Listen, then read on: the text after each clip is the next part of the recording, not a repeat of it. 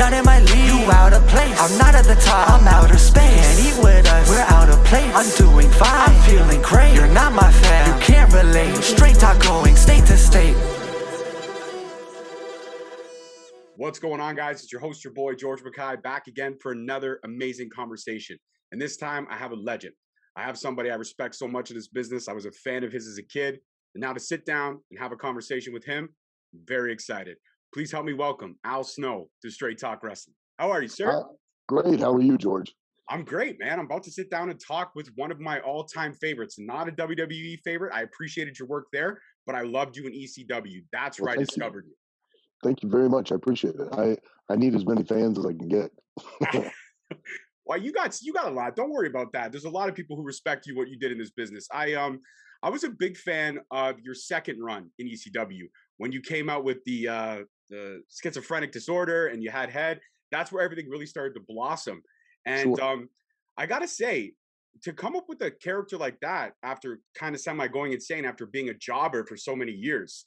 I know the inspiration was when you read that book on abnormal psychology, if I've done my research correctly.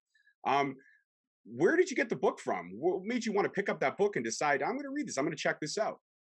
Well, first understand, I called myself a jobber, but I really wasn't. I mean, I wasn't utilized in that manner because I was actually a part of the territory, and I was, I got booked on the live events and things like that. So, in the true term of what a jobber is, I was not a jobber, but because I had a bad attitude and I was frustrated, I kind of painted myself in my own mind like it was I was. And the book on abnormal psychology, I was always fascinated, because wrestling deals with a lot of psychology, and I've always been fascinated with it. And occasionally I'll pick up books and kind of read about psychology or different things. I'm a voracious reader, so I was trying to demonstrate that I had had a nervous breakdown, and finding different ways to do that while I was still wrestling, and not just backstage. But it was very important to be able to demonstrate that visually while in the ring at the same time, because otherwise there's a disconnect, because you sell you sell an audience a character, a person, that they're that person backstage or to the ring or on promos, but then once the bell rings, they become just a wrestler in a pair of tights. You don't get what you sold. You don't get what you bought. So there's that disconnect. So it limits the success of it. So I tried a lot of different things, and then, like I said, I got that book on abnormal psychology. Was kind of looking through that and reading it, and saw that case study, and was like, that's fascinating. And then had wrestled Sasuke, great Sasuke was a Japanese wrestler. Wrestled him at the arena, and just by fate, there was a styrofoam head that was in the other side of the building where they used to make the Mummer Day Parade floats in Philadelphia, and I picked it up and started taking photos with it. And I went, you know what, I'm going to carry this around and treat it like it's alive, like that lady who had schizophrenia, and she transferred the illness onto the inanimate objects. And I thought, well, this is crazy. I'm not, and that's how it kind of got started. Absolutely, and it was that run that got you that kind of second turn during the Attitude Era. And a lot of people pinnacle the Attitude Era as the golden age of wrestling, just because of all the crazy shenanigans that happened and everything that went on there. Would you consider that to be a fair assessment? Because me personally, I'm a fan from my favorite time period was 85 to 94, and then 97 to 99, because I discovered ECW at that time. I think that during that time period with the two, there have been several national and how can you say it, where it becomes part of the pop culture. Several periods that have all, of course, financially you can argue success wise, but in the I think it was the 30s or 40s with the Gold Dust Trio, where they kind of created a national network of wrestling. Then again in the 50s with the advent of television, And then again, in the like that period of 85, about 84, 80, 84, 85, when the WWF became very mainstream and part of the pop culture. And then the upswing again at the late, toward the back end of the 90s and the early 2000s, you know, um, one of the things, and it was part and parcel for my success, was that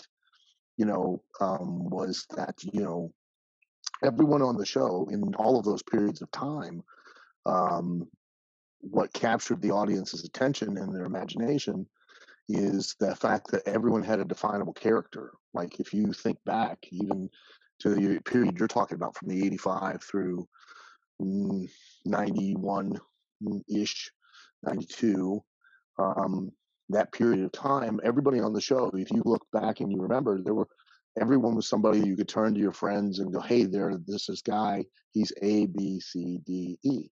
And you could do, that's the most valuable thing that a performer really in any aspect of entertainment has to develop. And that is that definability and ability to have an audience be able to sell that performer to their friends and family in a sentence or less. If that can't happen, then no matter how good the performer is, they're never going to be a true star. It's just not going to happen. And then that came back around again with another generation of performers, wrestlers that during the Attitude Era. If you really think back, every single person on that show, no matter what role they played, no matter where they were at on the card, you could describe them to your friends and family. Hey, there's this guy, he's A, B, C, D, E. And for me, I had for years had been known as the best kept secret in wrestling and all that, but that was quite simply because I didn't have a definable personality that people could communicate to each other. And the times that I had the most success in my career were those times when I created that persona, that personality that they could, you could in a sentence or less tell your friends, hey, there's this guy, he's crazy, he talks to a head, you never know what he's going to do, he's out of his mind. And that was the big part of it for me personally and for the wrestling business as a whole. I couldn't agree more. And what I loved about your character is that anything that kind of happened in real life, like to you, or any situations that surrounded you, you brought that to the character. My favorite angle was when there was that situation with the doll. There was Mhm. somebody that was saying that it's a doll is a violation of women and all that stuff. And you Yeah, ended up taking that and you yeah. spun it into a storyline. And I, as a kid, I'm sitting here at 12 years old, I'm going, this is the coolest shit ever. I want that doll now just because of what the hell's going on. Talk to me Yeah. about that. It was awesome. It's indicative though of what we suffer from in this country today, and that is that the vocal minority control. The majority do not control this country anymore. It's the vocal minority that do. And two women who were assistant professors of all things of communications at a college. They walked into Walmart and they saw my action figure on the shelf and saw the mannequin head, the Barbie doll head that was in the package, and then just extrapolated without doing any homework or research or anything that one, it was a female. When I've never referred to it in any female or male manner, I've always referred to it in an asexual manner as they, them, their, never he, she, anything like that. And they assumed that it was a female, and that it was a decapitated head that I had cut it off. And I quote, one part of the letter that they wrote to the Atlanta Constitution was that that it was a training manual for future spousal abusers, which I thought was just tremendous. I tried to get Jack's Toys to include a manual like that in future doll sales, but they ixnayed that. Yeah. I didn't think the joke was that funny. But it was fantastic in one sense, in that um, it sold, the action figures sold out everywhere, and I was a national news event for about a week and a half. I mean, Time magazine did a story on it, and Rush Limbaugh mentioned it in his commentary. Jay Leno, David Letterman, every single late night talk show host it was in their monologue. It was insane. It was covered on CNN. When I found out about it, I was in Philadelphia, about to go to the arena, to the Spectrum for Raw, and was working out. And the top three news stories, not in any particular order, on every news affiliate in Philadelphia were the mayoral process, the Bosnian peace process, and my action figure being pulled from the shelves, which is ridiculous. I mean, but that was how hot and how popular wrestling was, and it was a blessing, and it was amazing, which resulted in the most weird conversation I've ever had with a human being. As I arrived at the building that day, and I literally just found out maybe 15, 20 minutes prior. I mean, I'm not exaggerating, before I got to the building. And Vince McMahon's talking to one of the writers, turns, sees me, comes walking up. Hey, Al, what have you been up to? And I'm like, I know what he's referencing. And I'm like, Vince, I have no idea. Like, it caught me out of left field. And all of a sudden his face changed and he just turned around and walked back to the writer and just ceased the conversation. And I just stood there like, what just happened? And I stood there for a minute and he just went back to talking like he had never just started a conversation with me. And I went really loud. I was like, well, I'll be down the hallway in the locker room if you wish to continue this conversation that you just started. So just give me a ring if you want. I'll be down there. And I just walked off. And I was like, what just took place? I mean, what person literally walks up to you and goes, hey, George, how you doing, man? It's great to see you. And you go, hey, and I just turn around and walk off.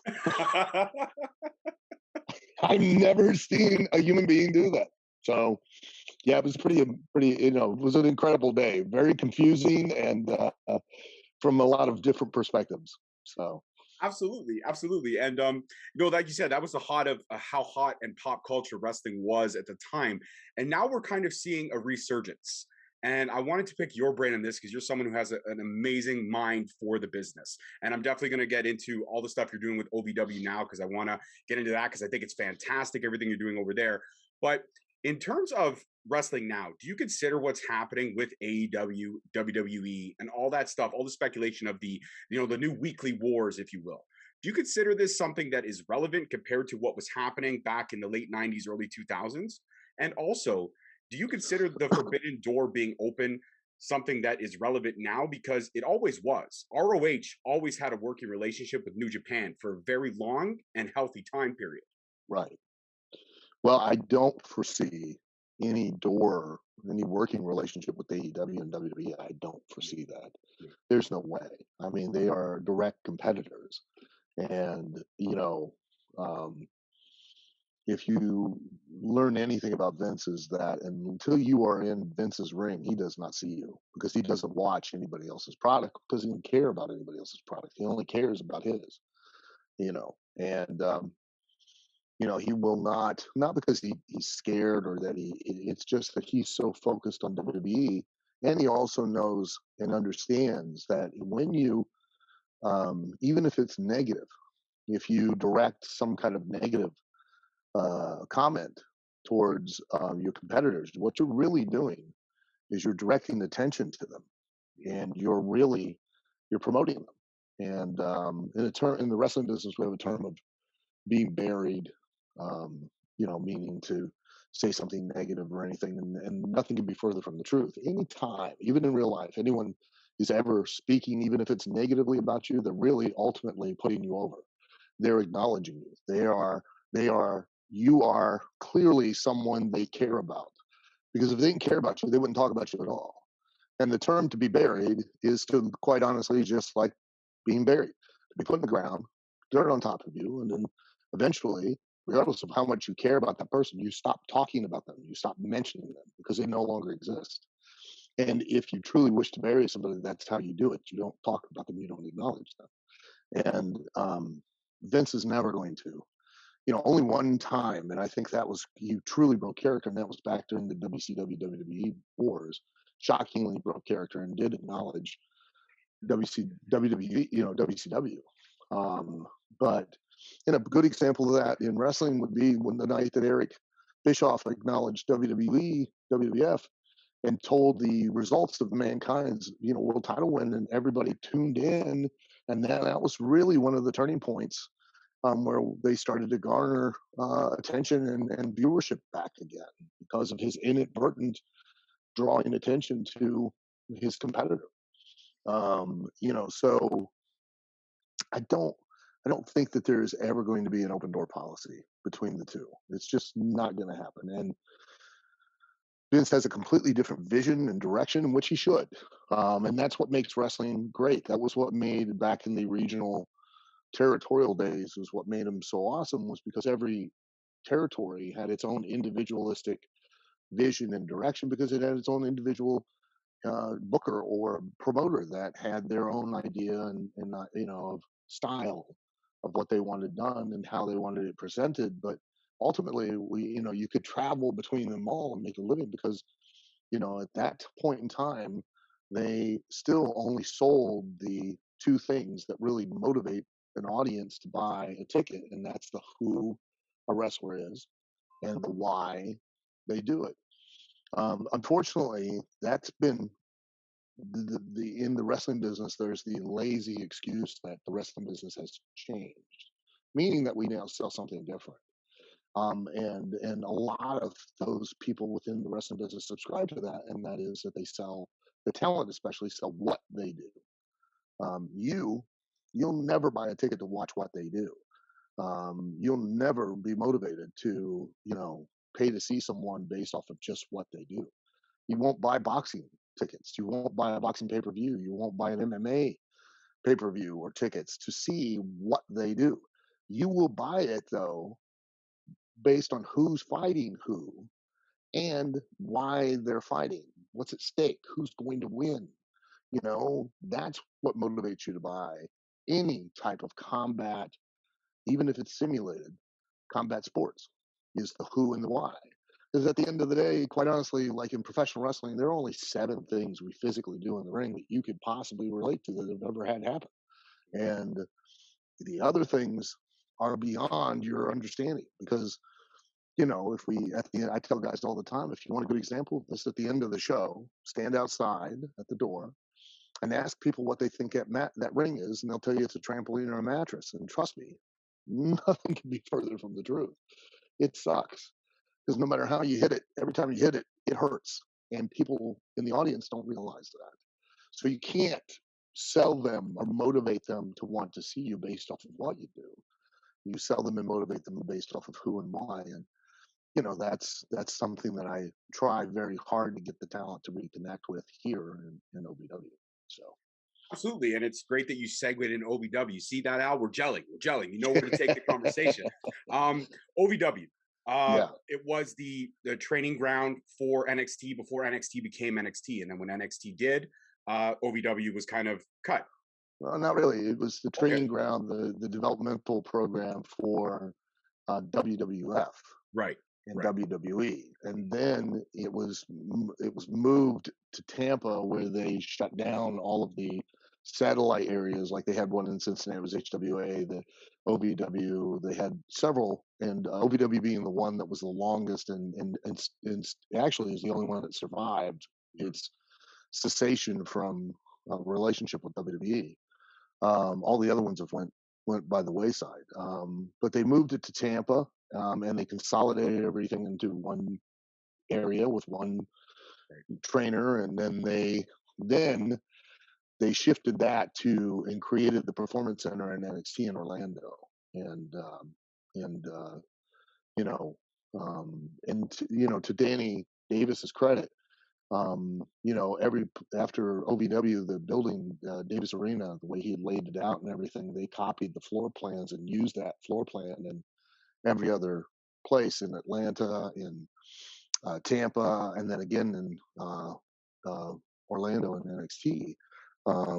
They copied his layout, basic layout of how to create a training center and also arena setting, to where the wrestlers could get experience. So Danny was ahead of his time a little bit. So Absolutely, he's a visionary for sure, and that's the layout that everybody uses now. I mean, you could tell that it works because yeah, of all the great talent.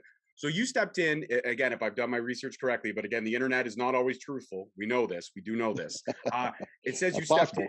Yeah, it says you stepped in late 2017, early 2018, and that's when you purchased a majority share. Am I correct in that? Well, I came in originally back in the early 2000s with WWE as the head trainer. Then Right. Yes. left after they rescinded their relationship. I my run was up, and I went off on my own, and then I got involved with Impact, became an executive, created the developmental system for Impact, started the association between Impact and OVW. I came back and basically, kind of to a degree, you know, writing and producing and directing the TV and teaching again. Then that relationship ended, and then I did come back around 2017, and then in June of 2018, ended up buying the company with my partners Chad Miller and Joe Reeves and Larry Benz at that time, and took over and started the process of rebuilding and redesigning and recreating and restocking the roster and starting to educate the wrestlers and as to what to do and why to do it. And it's been a process, but we're starting to really reach a point where those efforts and all that work for the last 2.5, 3 years is starting to pay off. So Absolutely. I'm a subscriber on the YouTube channel. I love the YouTube channel. I love everything you hey, guys are thank doing. you. I love the talent that's there. And I love the way you guys film it. I love the way it's portrayed. I love it. It's very much like any other wrestling concept, but it's got that gritty indie feel to it. And that's what I appreciate the most, because to me, that gives me a little bit of realism. It gives me Mhm. that little sense, and it brings me back to everything I can't get here right now, because in Canada, the pandemic sucks. You Yeah, know you're doing bad when we're the top news story where you are. So it hasn't been easy. We haven't had a single show. The yeah. last show I went to was last September, which was a parking lot show. One of my favorite Wow. promotions out here, Destiny Wrestling. And that's literally the last show. I haven't had real wrestling. I haven't screamed for my favorite, face. I haven't booed or shit talked my favorite heel.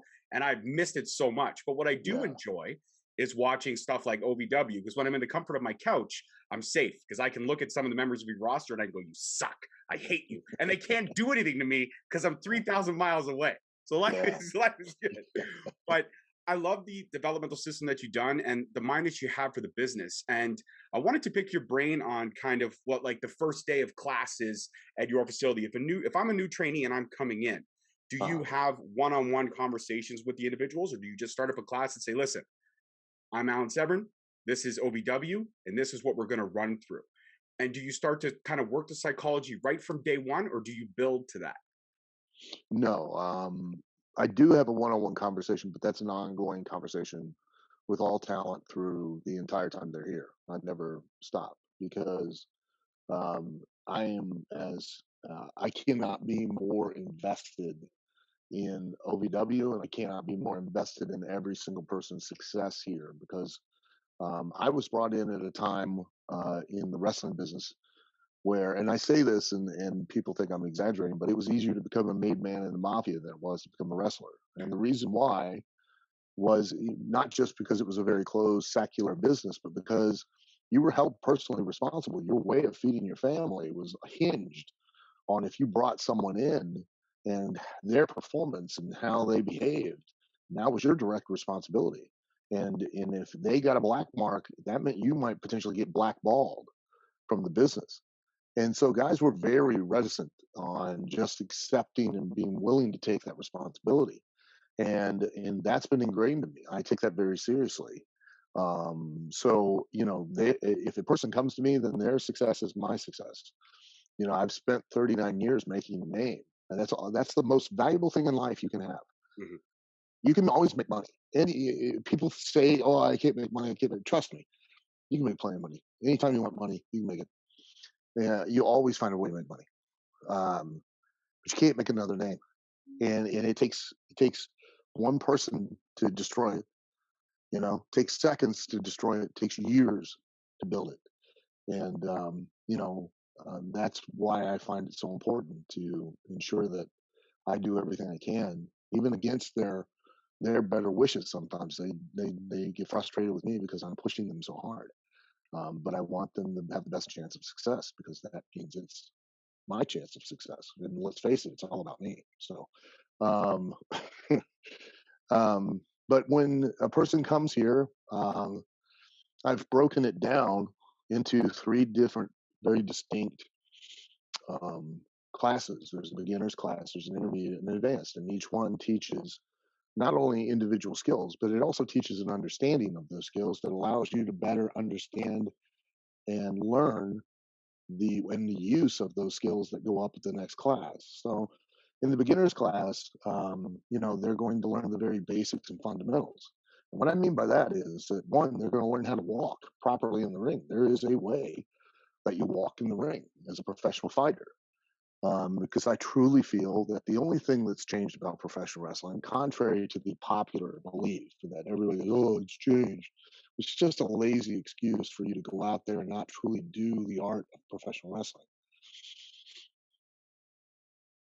The only thing that has changed about professional wrestling is the level of sophistication of an audience.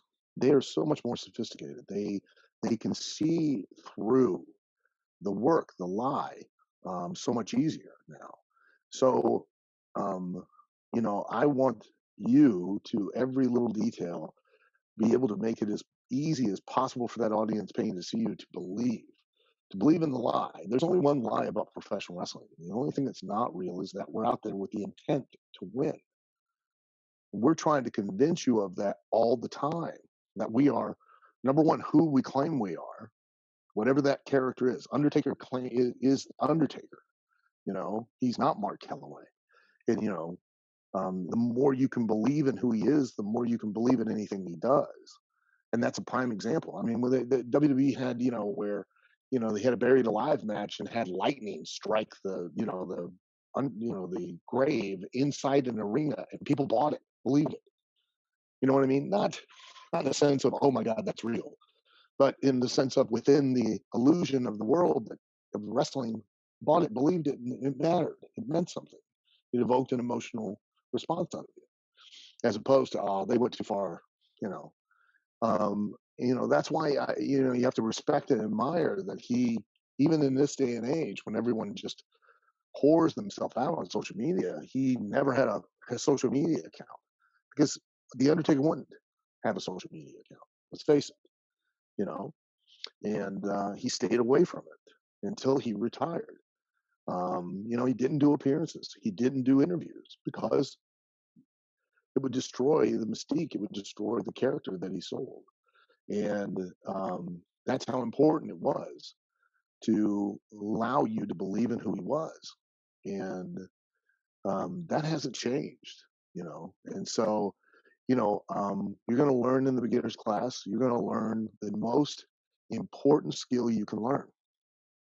Beginner's class, you don't learn to hit the ropes. You don't learn to take turnbuckles. You don't learn to go out of the ring. You don't learn how to do flips or dives. None of that. You learn true basic wrestling. And there's a reason why. It's because if you don't have the understanding of timing, distance, and footwork to properly do that in a convincing fashion, where you can convince an audience without convincing your opponents safely, then why are you being taught to hit the ropes at a full speed when you can't even lock up in a believable fashion? Right. You can't even do a headlock. The second thing, the most important skill you're going to learn is to use those tools. I liken it to learning how to read. Okay? Learning how to read and write. Because you're going to learn letters first. You're going to learn the alphabet. Then you're going to learn how to connect those letters together to make very rudimentary words: cat, tree, see, run. Then you're going to learn how to put those words together to make sentences. See Dick run after the cat. See the cat run up the tree. Right. Very simple, very straightforward, very direct. That's what you learn in the beginner's class. Okay, you're learning the alphabet. Then you're learning how to connect those and make simple sentences. Why do you need to know how to physically hit the ropes and do something at a much greater speed when you're on the very ultimate rudimentary level? But then at the same time as you're learning to do that, you're also learning how to truly sell, not what you think selling is. Everyone thinks that selling is just acting like you're hurt. That's not what selling is. Selling is selling the audience on the intent behind whatever it is you're physically doing. Yes. So if you don't know how to do that with a simplistic headlock, or switching to a hammerlock, or taking the person down off their feet to the mat, if you don't know how to sell that in a way that makes them believe that you're trying to utilize that to win and not lose, why do you need to hit the ropes or dive out of the ring? Or because ultimately you're only using that too in a much more expressive fashion to still sell the idea that you're utilizing it to win and not lose. Otherwise, it's a pointless effort. So back to my analogy of learning how to read and write. But then after beginner's class, you have to have a 5-minute match. No characters, no heel, no baby face. You're just going to utilize the very simple chain wrestling and the rudimentary skills, hitting combination switches, reversals, to convince me that you're trying to use those things to beat the other person without convincing them. Okay? Mm-hmm. That way you can do it safely. Mm-hmm. Now, if you do that, you pass, you go to the intermediate. Intermediate, you start learning to hit the ropes, take the turnbuckles. You start to learn the very basics of trying to be a heel, portray being a create the situations that make you a heel or a baby face, how to get it over, how to get the baby face over so together you can get heat, et cetera, et cetera, et cetera. You learn and understand the terms. And, now in this part of the class, you're starting to learn how to create much more involved sentences. Now it's not just see Dick run after the cat. It's now Dick was walking down the street, saw the cat, ran after the cat. The cat escaped by running up the tree to keep Dick at bay. It gets much more involved and much more vibrant picture that you're telling with that, which is now more moves that you can use. But ultimately, you're still reinforcing the idea that all of those moves are to sell one thing, and that is the intent behind them. Right. Period. You're starting to learn how to tell a very basic story of trying to win and not lose, and how one person gets the upper hand and the other person has to do whatever it takes to switch that around. And you start to get those fundamentals of doing that. To pass that class, now you've got to be able to put all of that together and demonstrate to me some basic form of a personality, of a character, and a little bit of you now creating the circumstances to be the babyface in the match, create the circumstances to be a heel in the match, and then still sell and utilizing the new skills you have that you're trying to beat the person in that match. Right? 5-6 minutes. You do that, you pass, you go to the advanced. Now we start in the analogy of reading and writing. Now you start putting together sentences to make paragraphs to now make a page, and pages to make a chapter, and chapters to make a whole story. Right. That's deep and rich and makes people understand and emotionally connect. And you start to learn gimmick matches of tags and strap match or whatever, how you can sell the intent to work the gimmick of the match, that being how you win, so that you can tell a story that people understand within the context of a competitive situation that builds heat, that want, that need, that desire to see the outcome that allows you to do your business, whatever you want that audience to think, feel, or believe when they leave the building. There is much more that is involved in truly learning how to work. That word gets misused these days. Right. Everybody, oh, he can do great moves. He's awesome. He's a great worker. No, he's not. He's a great performer. He's a great athlete. I agree 100%. But to work somebody is to con somebody, to make them believe a lie. When's the last time, be honest, that you've watched professional wrestling, were able to believe in the lie that these two people were out there genuinely trying to win and not lose? For me, it comes down to, honestly, MLW. I watched the match between Calvin Tankman and Jacob Fatu for the MLW heavyweight title. And that one was the one where it literally had me emotionally drawn into it. I wanted Calvin. Sorry? But see, that's only one. Right. That shouldn't be only one. That should be the rule, not the exception. Ah. Okay. That should be the rule, not the exception. You're right. You're right. And that's what's wrong. Yeah, you're right. And you know what? You're right. I look at all the products now. It's not about telling the great story. It's not about keeping in the ring and making those emotions come out. It's all about the oh my god moment, the wow factor, the jumping from the top rope. And that's not the I always wrestling tell that I fell in love with. and I'll tell you this story I tell everyone. Mhm. It's a prime example of the oh wow moment.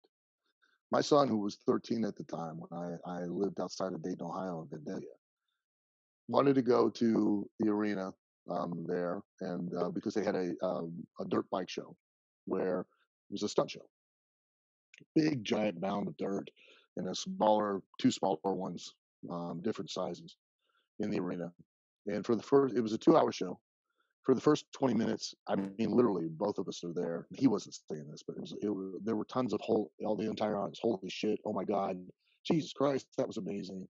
It was just incredible. The second 20 minutes was, wow, yeah, that was great. That was oh my god, yeah, wow. But you started going down a notch because it was the same stunts you just seen for the first 20 minutes. Right. The second 20 minutes were the exact same. The third 20 minutes, my 13-year-old son looked at me and said, "Hey, can we leave, Dad?" Because he had seen it all.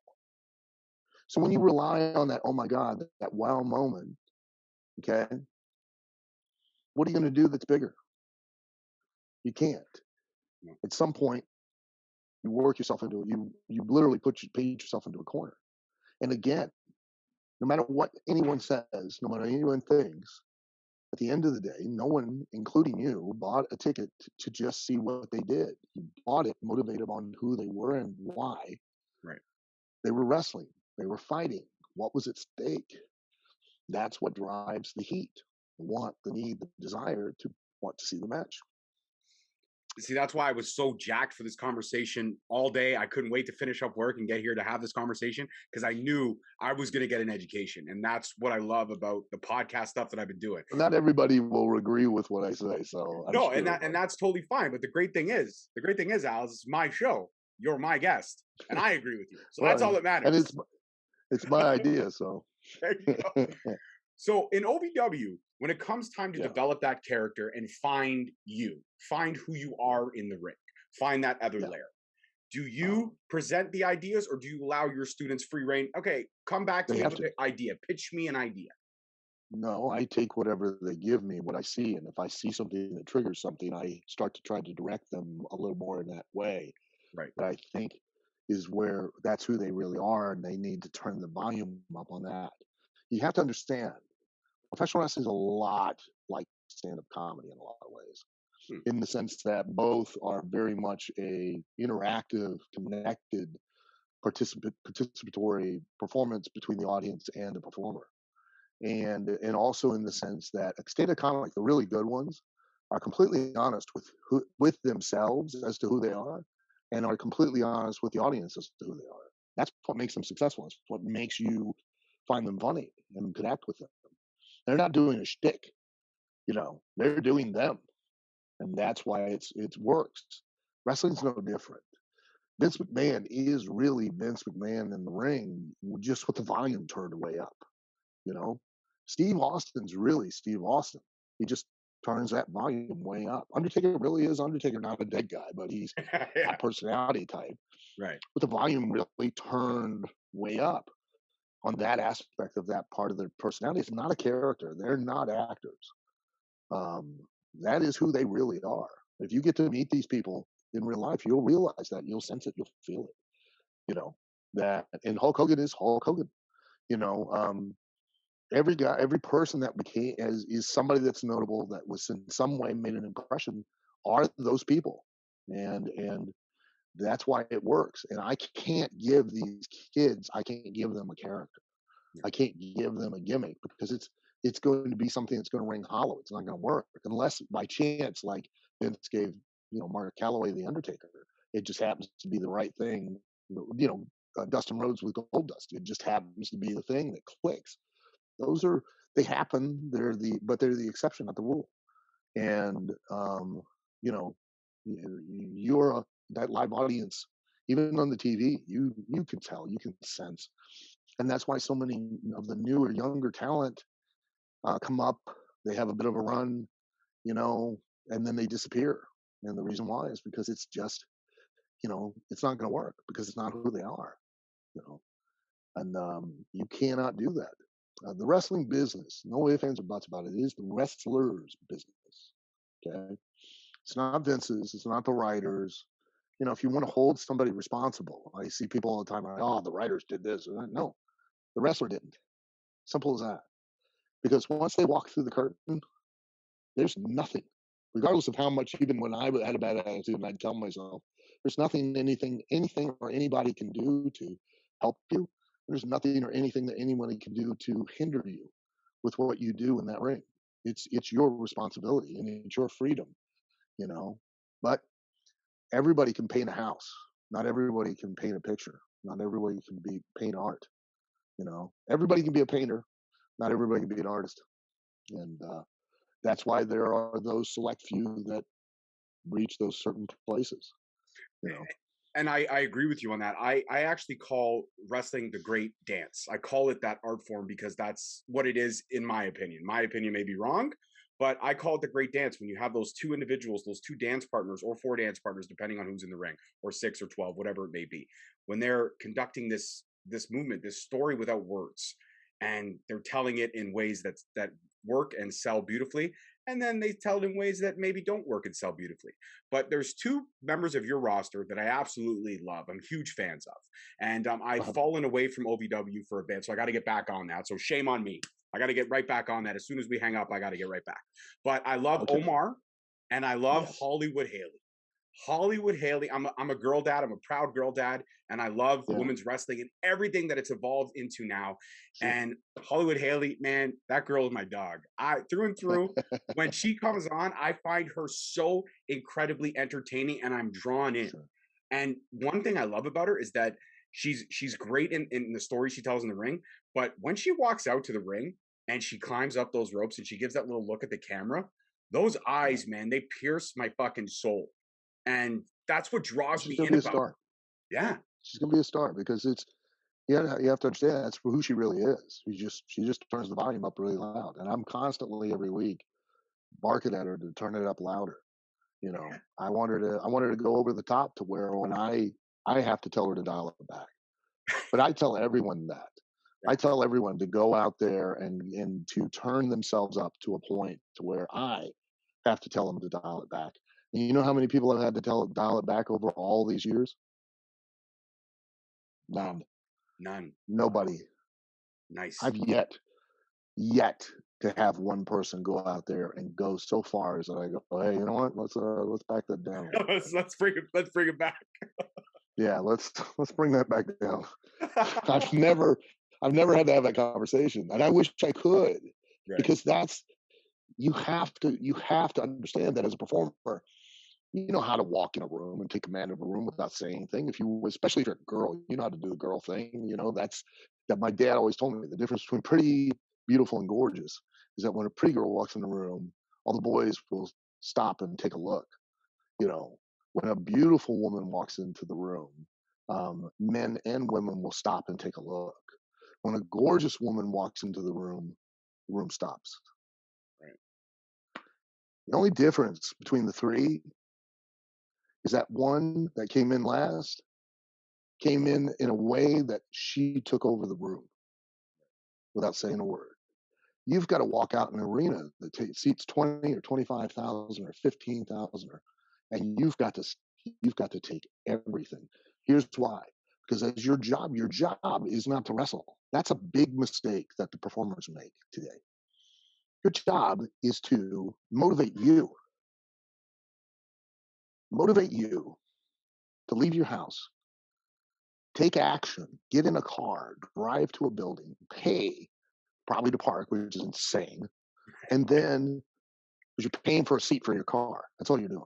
Right. And then pay an exorbitant amount of money to go and sit in a shitty seat around people you don't want to sit around, to eat food, pay for food you don't want to eat, to watch me do my job. I am now competing for the most valuable asset on the planet today. No one even realizes what it is. It's more valuable than gold. It's more valuable than any precious metal. Do you know what it is? Time. It's your attention. Yeah, time and attention. Yes, sir. Just attention. Just Because attention. if I get your attention, I can convince you to give me your time. I like that. I like that. If I can get your attention, I can convince you to give me anything.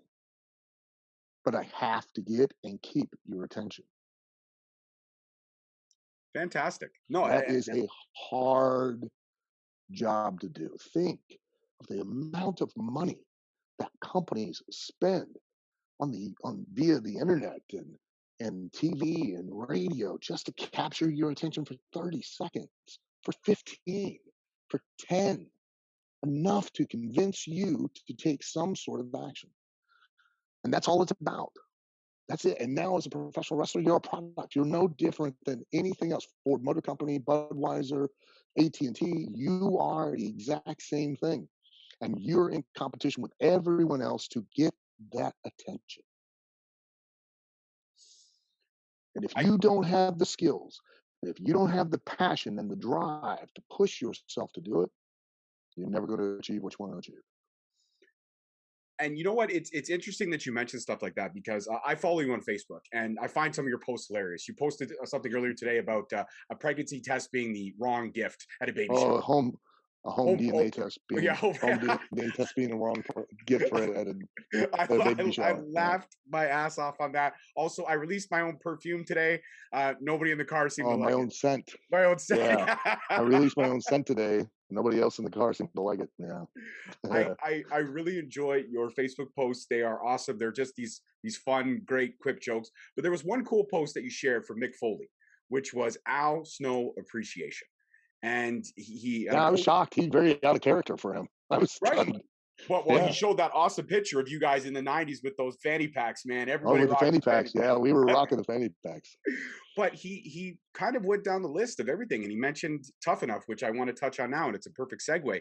He mentioned that you were very underappreciated as one of the trainers of in Tough Enough, and that you really did have a great mind, and you do have a great mind for the business, and the fact that it was never appreciated at that time. So let's talk Tough Enough for a bit. What was that process like when they came to you and said, "Listen, we want to do this. We want to start this kind of show. We want to try to find the next great WWF superstar, and we want you to helm the ship. I want you to be one of the trainers." How was that process for you to going from that on-screen personality? Because at the time you were still on the air, you were still on Monday nights as well. So to go from that character, then you had to be serious. You had to be the trainer, right? How was that process going from both sides? It was kind of pulling back the curtain a lot more back then, no? Yeah, it was. It was, especially because I was still trying to be, portrayed that I was insane. All right. And I thought, I'll just explain that I took medication, that I went through therapy and took medication or whatever and was able to, handle my illness. And, I was approached about it um, and I didn't know what it was. I don't think any of us knew what it was at first. And I just thought, well, I'm going to treat this the way that I did when I had my school. I was not going to treat it any differently. And actually, like they had a different format than what we became with, which was, I worked with those kids, 5 days a week.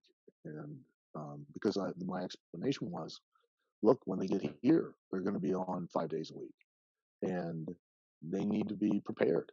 And that, and to truly within the time frame to really learn the basics and be able to at some point come out and have a match on national TV, we're going to need that time, that intensive training of 5 days a week so that we can create, the instincts and the muscle memory to be able to do it on the right level. And, it was a fantastic opportunity. It's probably one of the things I'm most proud of being involved with in my career. And, I was really appreciative and blessed to have gotten to do it. It was an amazing experience, But I approach that the same way as I approach this here. I mean, it's no different for me. I could care less if there are TV cameras. I'm not going to do anything different. Or, nobody told me to do it. This was back during the very infancy of reality TV, and it wasn't scripted. It wasn't, it wasn't what they call, um, whatever it is called, the way they do it, scripted reality. It was just they turned the cameras on 24 hours a day and just followed you around.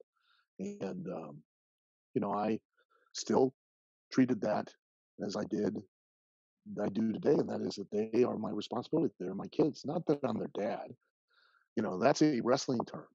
Mhm. It's a sign that you're now responsible for these people. The guy that trained me, I'm 58 years old. I'm still his kid.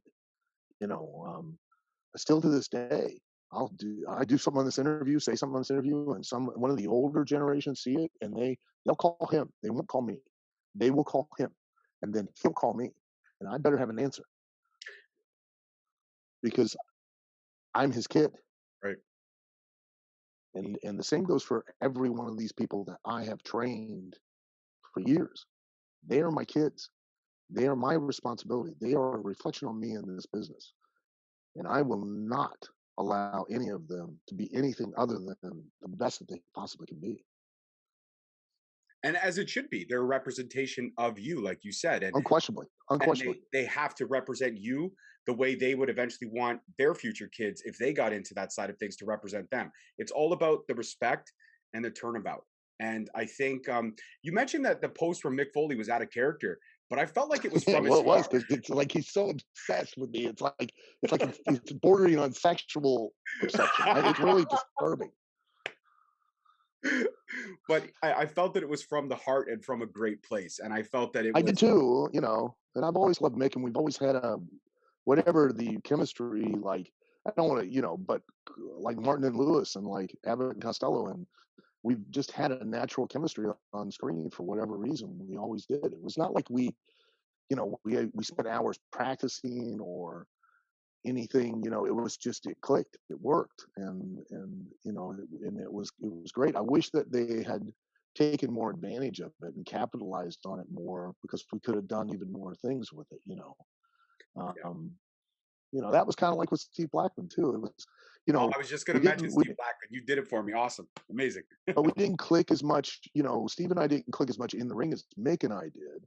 But I mean, backstage and all of that, I mean, we literally became a show within a show on SmackDown, because we were like the highest rated segments on the show. I love those segments. Um, because it was so easy with him, because he was such a great straight guy, and my being so off the wall and insane made him being so what he was even more so. So, it was so much fun. I enjoyed it. It was, I wish we could have, I wish we could have done more with that. There were conversations came up with like Mick and I about holding the tag titles longer, and politics play a role in it and all that. And you can, but one of the things I've promised myself is I refuse to be bitter, because ultimately when you meet these wrestlers that are bitter, it's because of the fact that it's not that they just wish they still could be what they were, Right. and they miss it so much that they now are bitter and angry because they can't do and be who they used to be.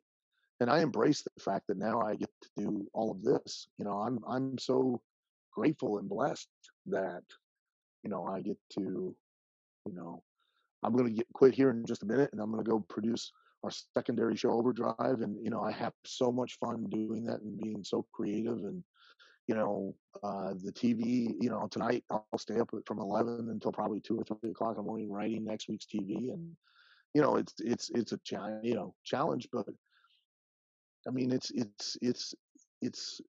I still get to tell stories, and I still get to live vicariously through the wrestlers, and create moments for an audience that you know they'll hopefully, some people will never forget. And ultimately, at the end of the day, like most wrestlers these days get in to wrestling with the sole goal of being in WWE, and I never did. I broke in 1982, so WWF was just another territory. It was a big money making territory, but there was no destination per se. If you wanted to be one of the guys that wrestled in the Garden, because that was kind of like WrestleMania. Like guys would come into the territory, and you know you'd hear that they'd wrestled in the Garden. You're like, ooh, okay. Like you had a different respect for the guy because he had wrestled in the Garden.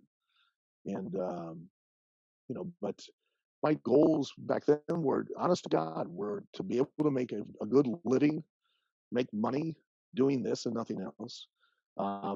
Make have matches that people would remember, make moments that people would remember, and to make a name for myself that would outlive my career. And people may disagree with me, but I think that I've accomplished those things. But those were my goals, and I still get to live that effort to make that goal of making a name for myself and making moments that people remember vicariously through the talent, and then still making a living at the very thing that I love to do. So, I've been blessed. It's May 22nd of this year will be 39 years.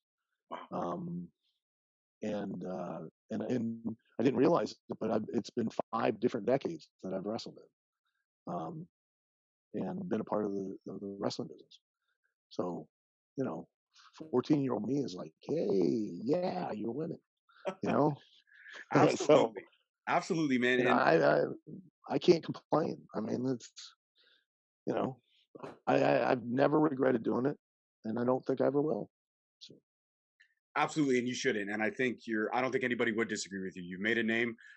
You still have me as a fan. I go back. I show my daughter some of the classic stuff while it's still on the network here in Canada. We know Peacock's kind of removing all of it, but I show her some of the classic stuff.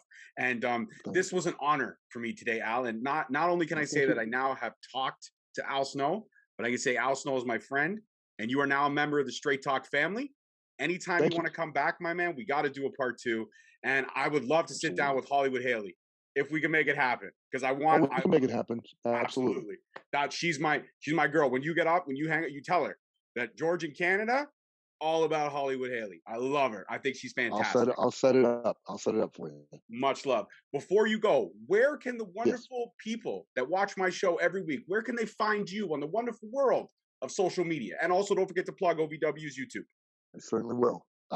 You can find me at The Real Al Snow on Facebook, Twitter, and Instagram, because there were some fakes. And listen, I tell everybody the same thing. If you're going to fake being me, the only thing I'm going to do is send you a message and go, look, guy, can't you aim the bar higher? I mean, seriously, if you're going to fake being a celebrity, why not be like George Clooney or Brad Pitt or Neil Armstrong? You went to the moon, for Christ's sake. Like, you're shooting under the radar. Like, you're thinking, hey, I'll just pick this one and we'll just slide by. Just find somebody better. I mean, seriously, have some aspirations, have some goals, be more creative. Jesus Christ. And you can go to ovwrestling.com. You can find out more information on that. You can find out about the school, aswa.live, Al Snow Wrestling Academy. We have academies in England. We have them in Denmark. We have them in Hungary, Romania, Greece, Chile, in South America. We've got Salt Lake City, affiliate Denver. But in Louisville, we are the only certified to be accredited as an actual trade school for professional wrestling, sports entertainment, and broadcasting in the world. Nice. So. And OVW's YouTube page? Oh, OVW's YouTube page is, I can't even remember the address. Can you remember it?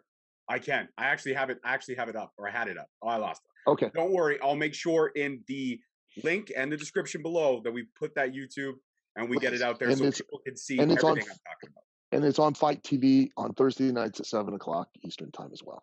Absolutely. And that's one of the places where I watch it. But if I can't watch it there, I do catch up on YouTube as well. So, Al, thank you so much. And I follow you across all platforms. Thank you. Want to do your boy a favor? Shoot me a follow. I'll send you my socials on the email. No pressure, but to have Al Snow following me would be amazing. Before you go, can I ask one more thing? Can you look at the camera and just ask me, what does everybody want? What does everybody want? What does everybody need? What does everybody love? Head! Al Snow, thank you so much, man. This was an honor and a pleasure, and I can't wait to do it again. Thank you very much. I'll hook you up with Haley, man. Absolutely. I can't wait. You take care. Peace, love, and wrestling. We'll see you guys next time. Bye-bye. Be safe. Bye, George. Take care, Al.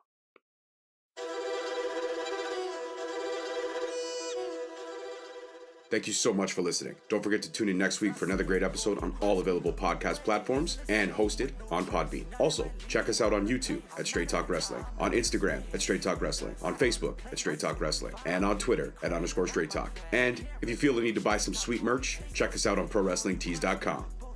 leaving the scene with no trace, none in my league. You out of place, I'm not at the top, I'm outer space. Can't eat with us, we're out of place. I'm doing fine, I'm feeling great. You're not my fan, you can't relate. Straight talk going, stay